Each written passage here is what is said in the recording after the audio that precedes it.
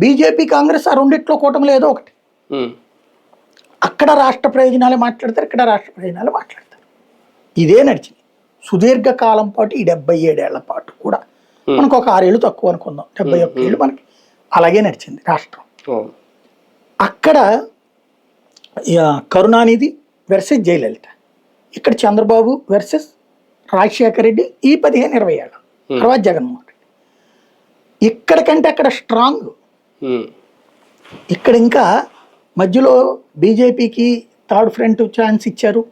18 అప్పుడు 4 ఎంపీ సీట్లు 7 ఎమ్మెల్యే సీట్లు ఇచ్చి, అలాగే ఈయనకి 18 ఎమ్మెల్యే సీట్లు ఇచ్చి చిరంజీవికి థర్డ్ ఆల్టర్నేటివ్ ఛాన్స్ ఇచ్చారు.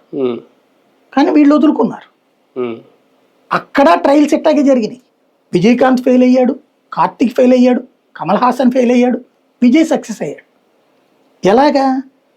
అక్కడ జయలలిత వర్సెస్ కరుణానిధి తప్ప ఏమీ లేదన్నటువంటి చోట్లన జయలలిత మరణం తర్వాత ఆ ప్లేస్ని ఆక్యుపై చేసుకునేటటువంటి ఏఐఏడిఎంకేలో దొరక్క విజయ్ వచ్చాడు అక్కడ ప్లేస్.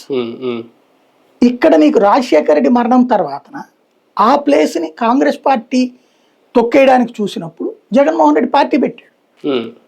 ఈయన ఎంతసేపటికే ఉంటాడు మన రాష్ట్రంలో ఆల్టర్నేటివ్ ఒప్పుకోరంటే ఎట్లా ఒప్పుకోరు? తెలుగు రాష్ట్రాల్లోనే 2 పార్టీలు గెలిచినాయండి. కేసీఆర్ గెలిచాడు అక్కడ, జగన్మోహన్ రెడ్డి గెలిచాడు ఇక్కడ. థర్డ్ ఆల్టర్నేటివ్ ఒప్పుకోపోవడం ఏంటి? కాంగ్రెస్ వర్సెస్ తెలుగుదేశం నుంచి వైసీపీ వర్సెస్ తెలుగుదేశం అయింది.